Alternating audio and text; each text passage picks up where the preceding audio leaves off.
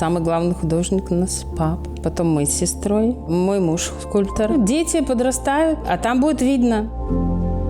Каждый – это индивидуальность. Мастерская отца была святая святых. Я помню, Новый год, подарок, набор там пастели, хороший, большой. Это была такая радость. Студия дала много великолепных художников и вообще великолепных людей. Папа потихоньку привыкал к моим работам. А когда что-то долго видишь, начинаешь даже любить. Я люблю по-своему. Я живу ради них.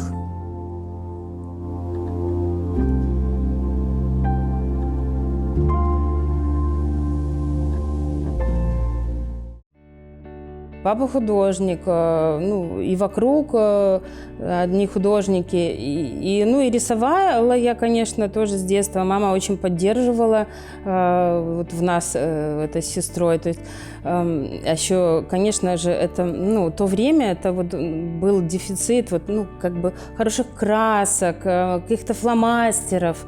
Я помню, так как папа был член Союза художников, то, естественно, я помню Новый год, и подарок, набор там пастели, хороший, большой. То есть это было такая радость, это было такое счастье. Когда у них пропадал энтузиазм, тут же появлялся новый альбом. Новый альбом, это сразу же начинается ажиотаж. Мой альбом, приходилось одинаковые альбомчики покупать, новые фломастеры, и пошли рисунки. Вот так вот мы рисовали. Но я, конечно, восхищалась. Так естественно все шло, что у меня даже мысли не было, что можно быть не художником. Поэтому такого момента глобального не было. Это с детства, в среде, на выставках, в мастерской у папы. Везде во дворе художники, разговоры об искусстве. Гости, которые приходили, только об искусстве говорили. Вот.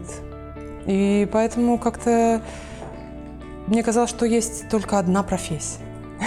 И, естественно, я в ней. Мастерская отца была святая святых.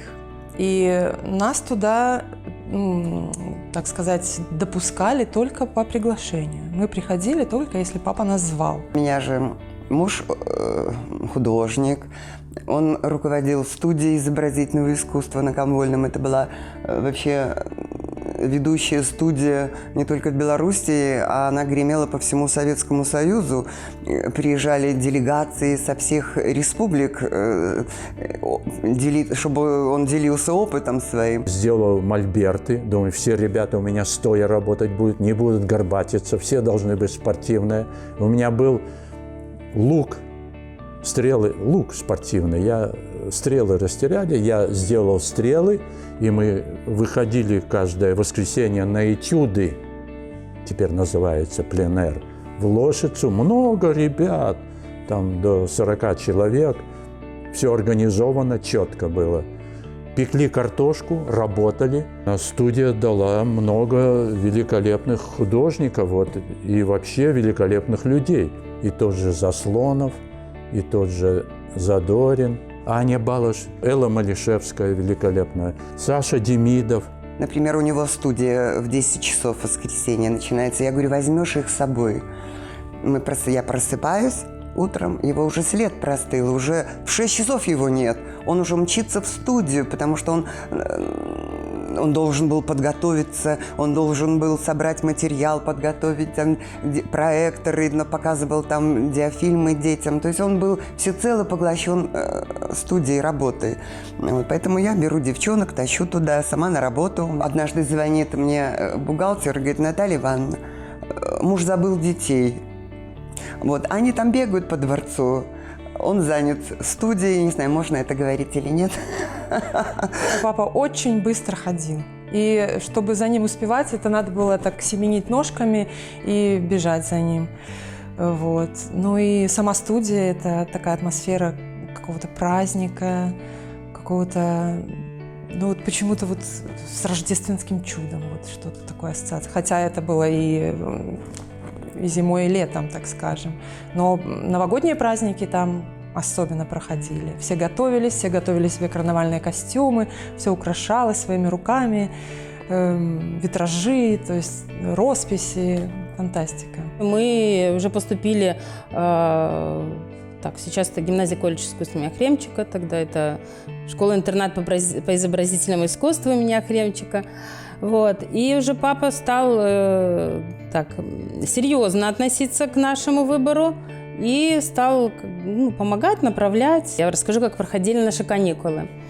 Мы рисовали, папа купил нам велосипеды, мы садились все втроем на велосипеды, и в окрестностях нашей дачи мы объездили все деревни и села.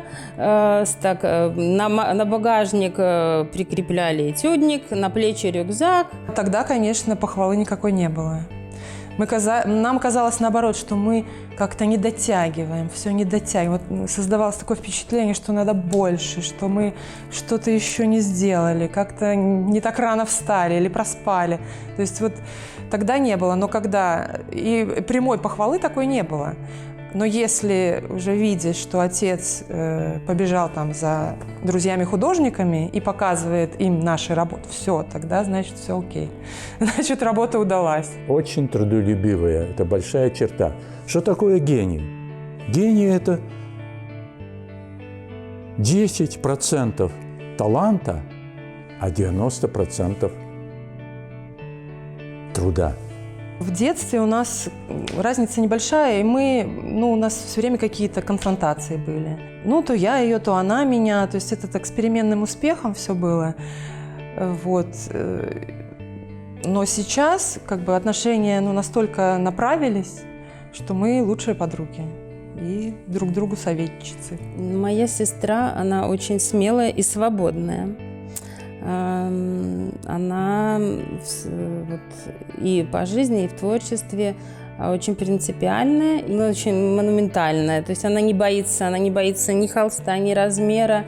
Это в творчестве. А в жизни она очень добрый, отзывчивый человек, мой лучший друг и, в общем-то, и поддержка моя.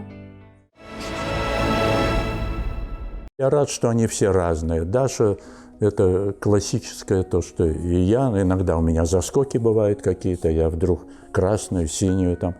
Даша обладает великолепным глазом. Глаз для художника – это 100%. Ведь портреты один к одному похожесть, а это много значит, я так не могу сделать. Вот. И появились у нее какие-то неожиданные... Мне нравится ее тональность. Вдруг какая-то темная работа, вдруг светлая. Я просто делаю то, что мне нравится, то, что я люблю. Разные были какие-то поиски, но я люблю цветы. А больше всего, конечно, я люблю полевые цветы, потому что они настоящие, они живые. Я наслаждаюсь вообще этим моментом, когда Дарья пишет вообще, и она удивительно, летом, особенно на даче, за этим можно наблюдать, да. Иногда я помогаю ей собирать там цветы, грибы для натюрморта, вот. И есть работы, которые мне очень, очень сильно нравятся, и я прошу их оставить дома. Вот, и мы начали собирать эту коллекцию дома, потому что некоторые работы все равно после выставки потом уходят и не возвращаются домой, поэтому, да. То есть я хочу оставить те работы, которые нравятся мне очень, чтобы они были всегда с нами. Я люблю и на этюды ходить, и пейзажи.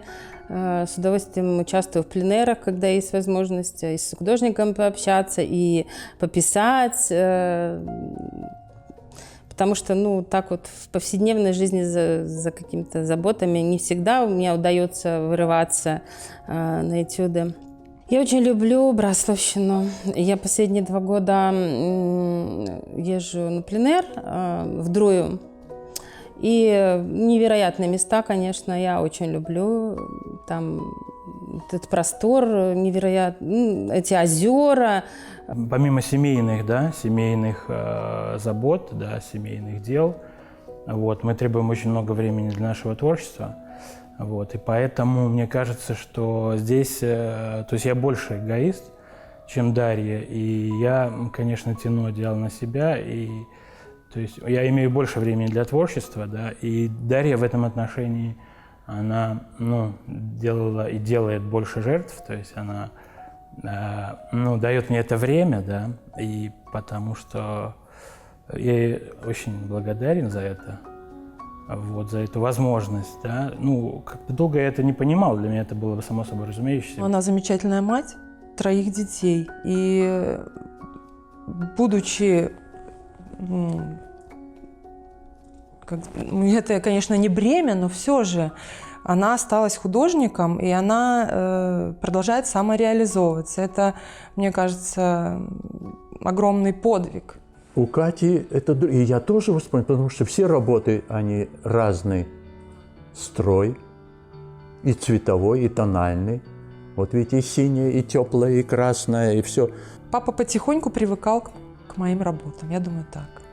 А когда что-то долго видишь, начинаешь даже любить. Я всегда избегала измов и искусствоведческих терминов. То есть это просто моя живопись. И, в общем, я могу назвать это субъективным пейзажем. Это, конечно, не стиль, но это мой бренд, так скажем. Все, что я, собственно, переживаю, о чем думаю, и просто события из жизни, они каким-то образом, да, бродят и выплескиваются на холст. И бывает, что даже не очень хорошие какие-то обстоятельства все равно требуют какого-то выплеска, но это не значит, что искусство становится там негативным, да, или каким-то пессимистическим. То есть это жизнь, и в искусстве как контраст цветов, контраст тона, все это имеет место. Знаковая вещь – это моя картина «Легенда». Я даже не помню, какого она года. Наверное, 2003. И вот это все в рамках, наверное, еще академии. По впечатлениям после нашей практики, пленэра, где проходил пленэр в Слободке на Браславщине. И вот эти ландшафты, вот этот свет какой-то фантастический раннего утра, контрастное освещение.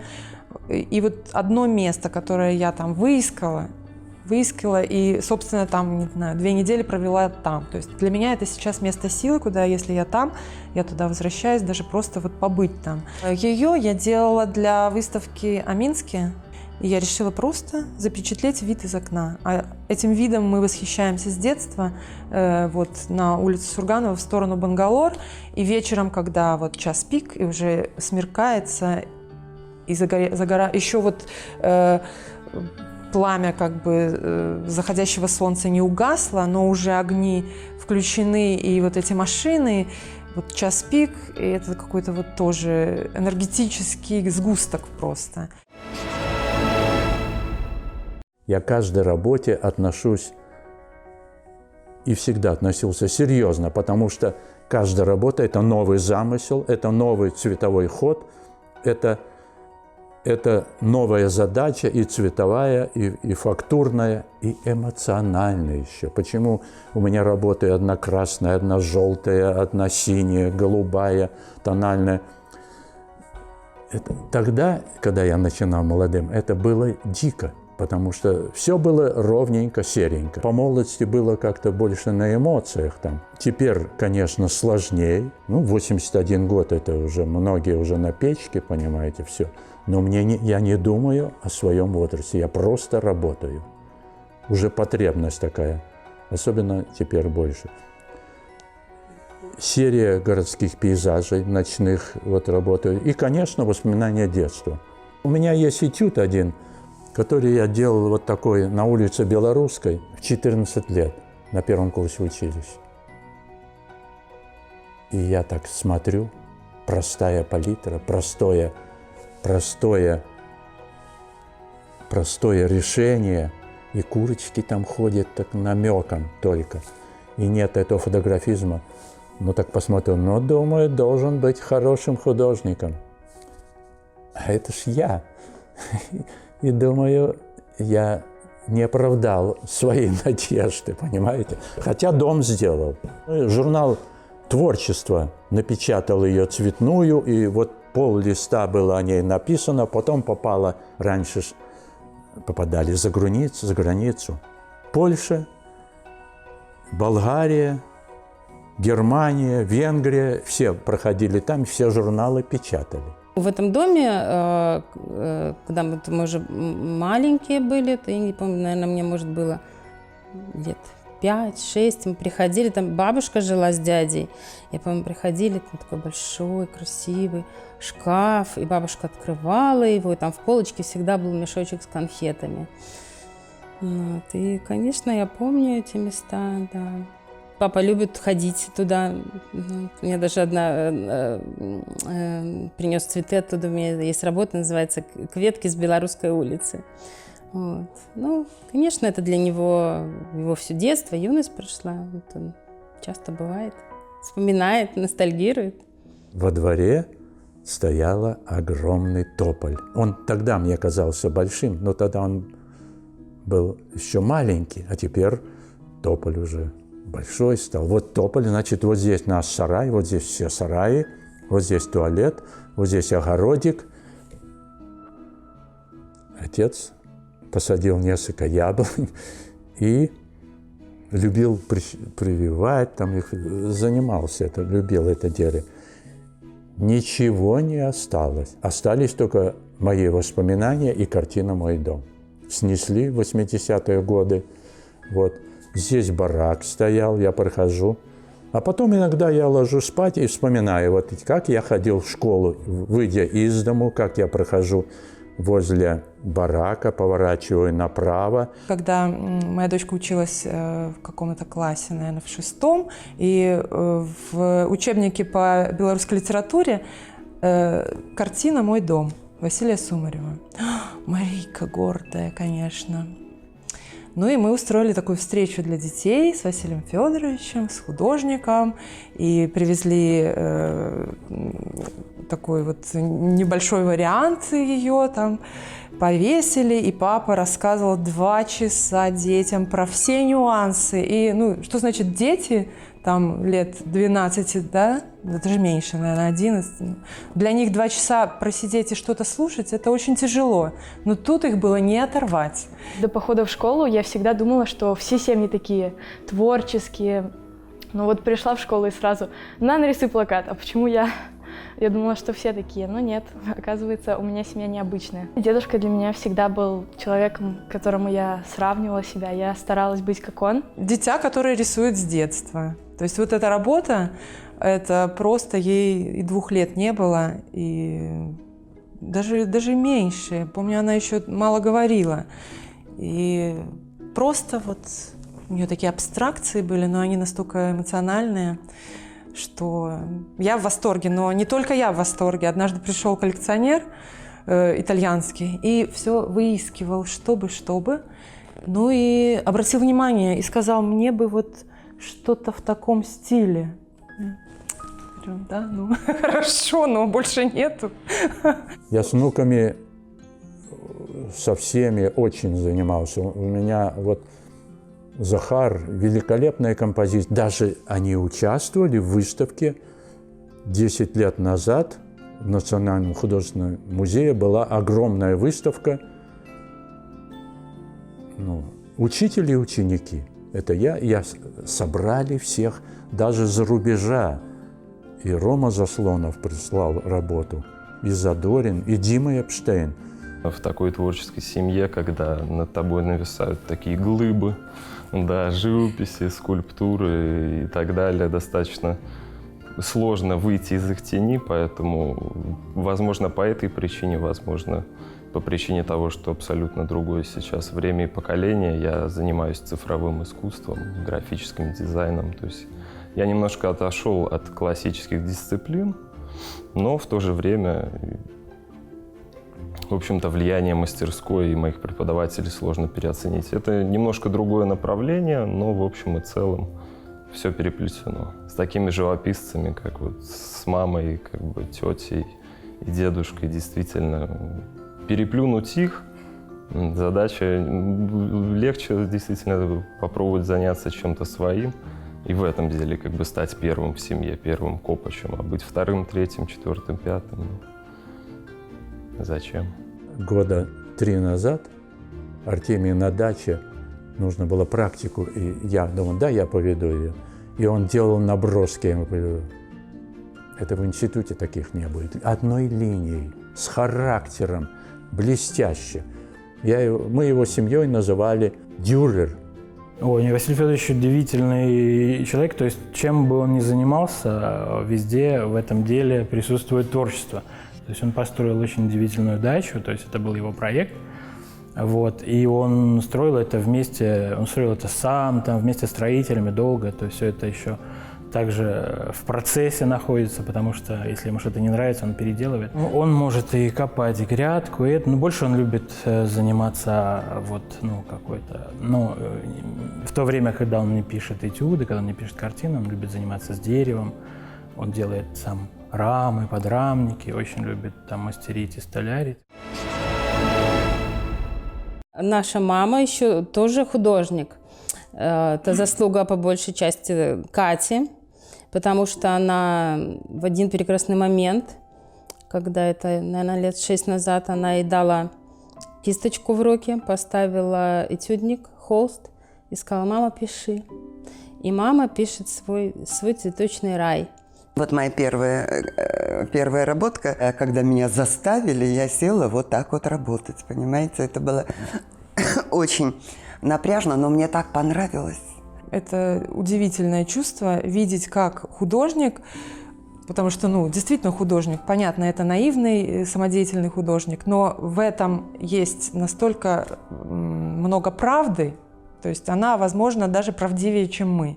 Я сижу, так рисую, Василий Федорович подойдет и начинает мне объяснять, какими-то непонятными для меня фразами, что я должна, на что обратить внимание, что я должна там сделать, а я его слушаю и не понимаю. Конечно же, мне нравилась реакция внуков. Так мальчики проходят, Захар или Артемий, так подойдут, бабушка рисует. Прикольно. Моя муза, моя жена, с моим характером очень трудно ей. И мне самому тоже. Вот. То, что она показывает, мне все нравится. Причем есть такая вот от народного, от интуиции, хотя она филолог, но какое чувство меры, цвета, пятна, ритма, как это чувствует. Декоративно, по-народному. Как будто где-то в далекой глубинке нигде не училась, а вот этот дар Божий остался. А потом есть серьезные философские вещи у нее. Я однажды сижу, пишу цветочки, да, а рядом Даша пишет цветочки. И я такая: Даша, я вот так не могу, как ты. Мама, я не умею так, как ты.